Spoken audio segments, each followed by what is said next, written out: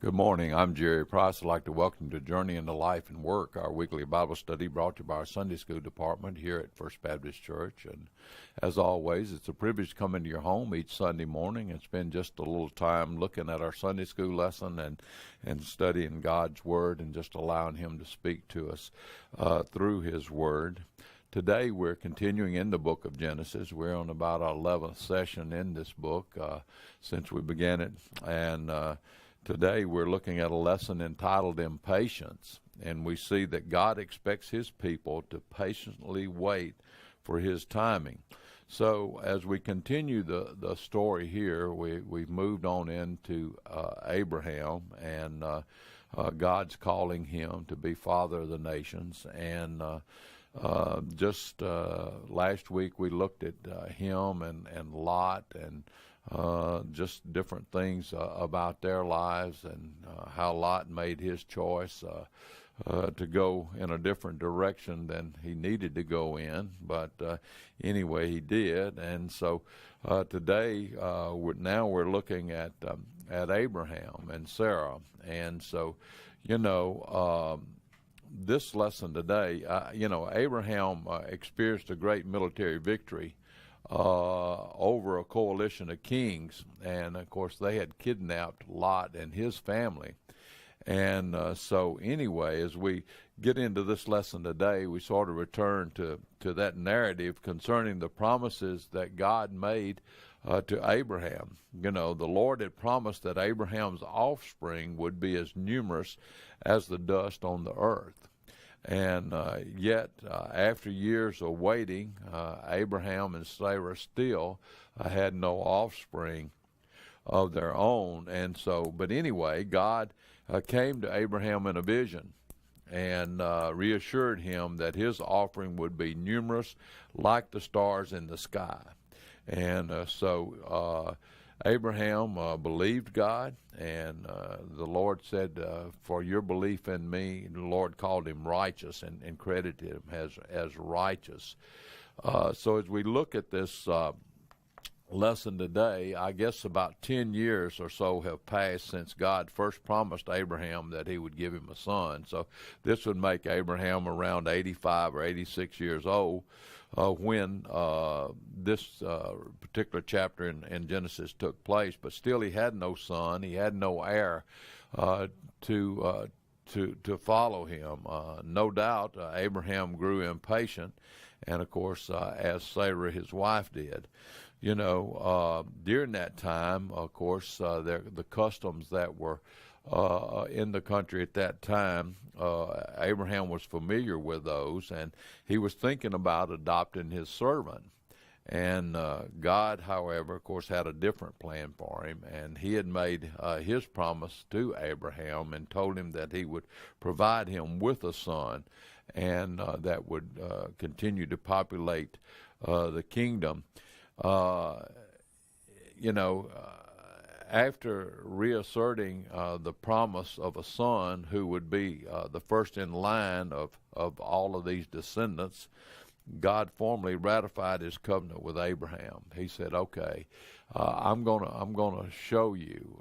This is a covenant between me and you, and I want you to understand this is what I'm going to do. And so by doing that, God during that time, agreements between people were established with the slaying of animals, and they would cut the animals in half, lay one animal on each side, and then each of the party would walk between the pieces. And this symbolized the seriousness of the agreement with the understanding that may I be cut in pieces too if I break this agreement. So it was a solemn and a serious vow because the covenants were not to be taken lightly. And so the one thing that set this agreement apart from any other was the fact that God was alone when he passed through. And so this was God telling Abraham that, this is a one-sided agreement. I'm telling you what's going to happen.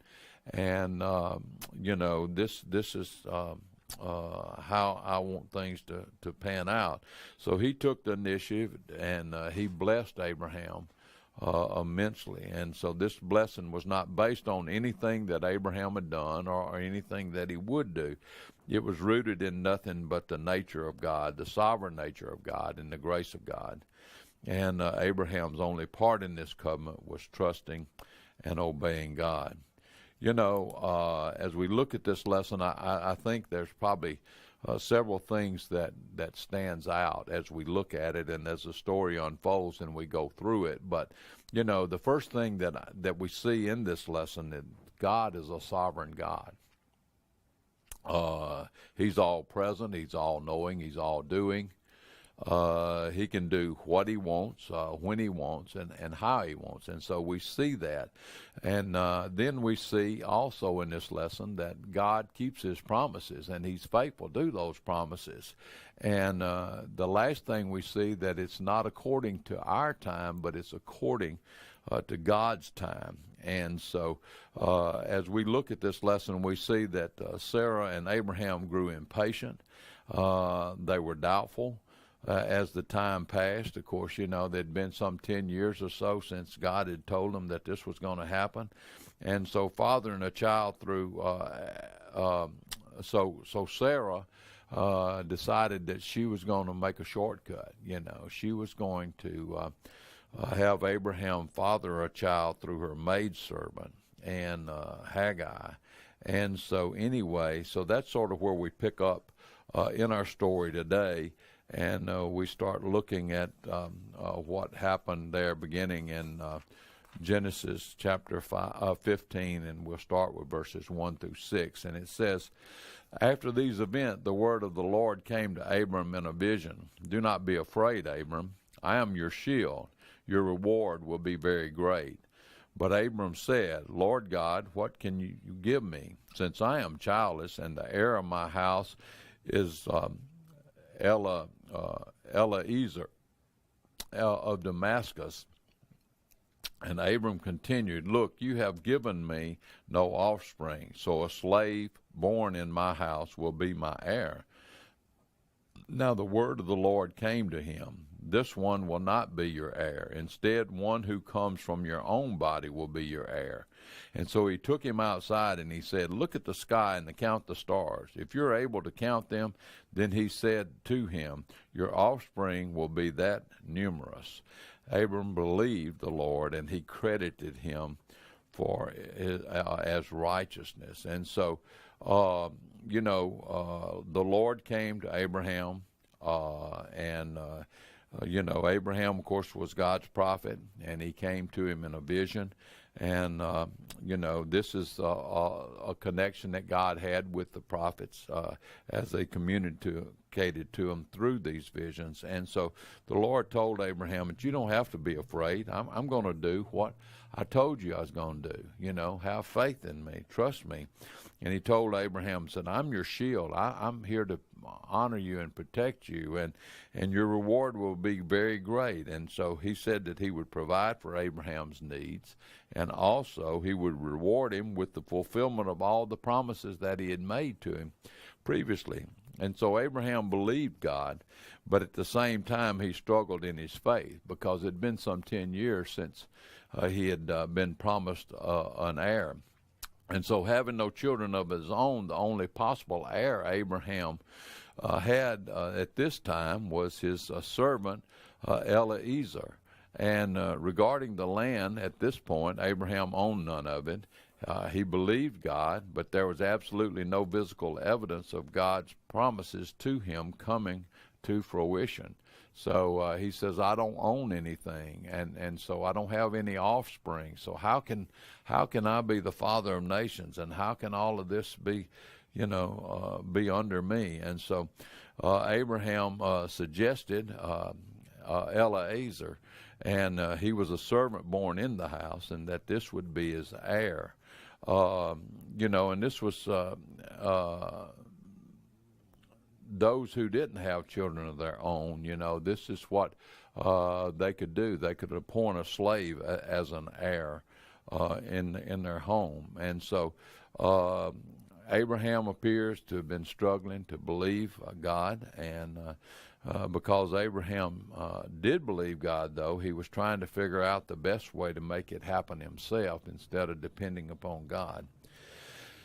Although Abraham had questions, taking those questions to God was a demonstration of his faith in God. He asked God, how is this going to happen? And so God was helping Abraham to grow in his faith as he desired to see the fulfillment of God's purpose in his life. And so, he was keeping his promises to him. And so, faith is sort of like a rubber band, If it's just laying on the table, it's of no use. But when you stretch it out and put it around something, it becomes useful. And so when our faith is extended, then it becomes more and more useful.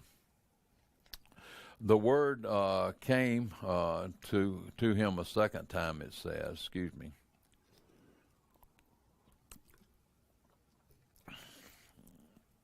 Again, the Lord spoke to Abram and told him that he needed to stop trying to figure out a way to make things happen. Instead, Abram needed to trust in the Lord, and he would enable Abram to have a son. And this would not be the slave, Eliezer.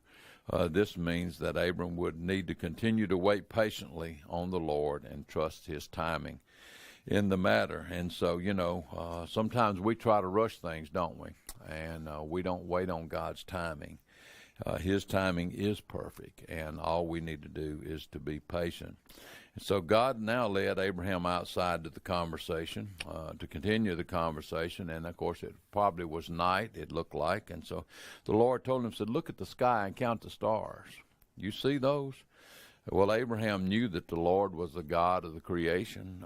He was the God Most High, and so he was definitely able to count the number of stars in them. And so now he instructed Abraham to look up to them and try to count all of them himself. And just as it was impossible for Abraham to count all the stars, they were so numerous. Abraham's offspring, he said, would be just as numerous. He would have just this many. And so this was the promise that that Abraham's offspring will be numerous as the dust on the earth, and the number will be incalculable. Well, faith has always been God's standard for righteousness. And by grace, God called Abram to himself for his own purpose and made wonderful promises to him. And it was Abram's faith in God, his personal character and promises, that alone resulted in God crediting him as being righteous. And so, this means that by grace, God assigned Abram's faith the value of righteousness. And saving faith does not look to oneself, but entirely to God. So, as we continue, we move from chapter 15 to chapter 16, and we look at verses 1 through 4. And Abram's wife Sarah had not borne any children for him, but she owned an Egyptian slave named Hagar. Excuse me. Hagar. And so she said to Abram, since the Lord has prevented me from bearing children, go to my slave, perhaps through her I can build a family. And Abram agreed to what Sarah said. So Abram's wife Sarah took Hagar, her Egyptian slave, and gave her to her husband Abram as a wife for him. And this happened after Abram had lived in the land of Canaan 10 years. He slept with her. She became pregnant, and when she saw that she was pregnant, her mistress became contemptible with her. So here, what we see here is that Sarai was taking things in her own hand. She was saying that, this is the time now that I need to provide for myself. So she had blamed God for her barrenness, and before directing Abram to lie with her slave. Sarah didn't even mention her servant's name when she told Abram to go to her. Hagar was just a means to an end to relieve Sarah's embarrassment, not over being able to have a child. So the fact that Sarah and Abram considered this idea demonstrates that they believed believed God's promise for Abram to have a excuse me, to have a child, that would be his own flesh and blood. And they were just trying to figure out what they could do to make it happen. And they were once again unwilling to wait on God in his timing. So God had not instructed them to do this. They could have easily inquired of God. You know, if this was his plan, Abraham could have done so in the case of Eliezer. Instead, Abram agreed to do what Sarah told him, and he was readily obedient to his wife without considering God's will in this matter. So it seems that Sarah and Adam's patience had run out after having lived in Canaan 10 years and waiting for God to fulfill his promises to them. And so Sarah gave her personal servant Hagar, the Egyptian, to be Adam's wife in order to make it possible for him to have a son. And this also gave Sarah a means of control over Abram acquiring a wife. A lot of times, if you hadn't had a offspring in 10 years, then the head of the household could take another wife. And so this eliminated that for Sarah. When Hagar realized that she was pregnant, Hagar took on an attitude and disposition of superiority toward her mistress. Therefore, Hagar the servant was able to do for Abraham what Sarah the princess had failed to do, and to give him an heir. So we see here they took things in their own hands, and it's not going to work. Hagar did become pregnant, but there was dissension in the household. And then Sarah said to Abram, "You're responsible for my suffering. I put my slave in your arms." And when she saw that she was pregnant, and this is verses 5 and 6, I became contemptible to her. May the Lord judge between me and you. Abram replied to Sarah, "Here your slave is in your power. Do whatever you want with her." Then Sarah mistreated her so that she ran away from her.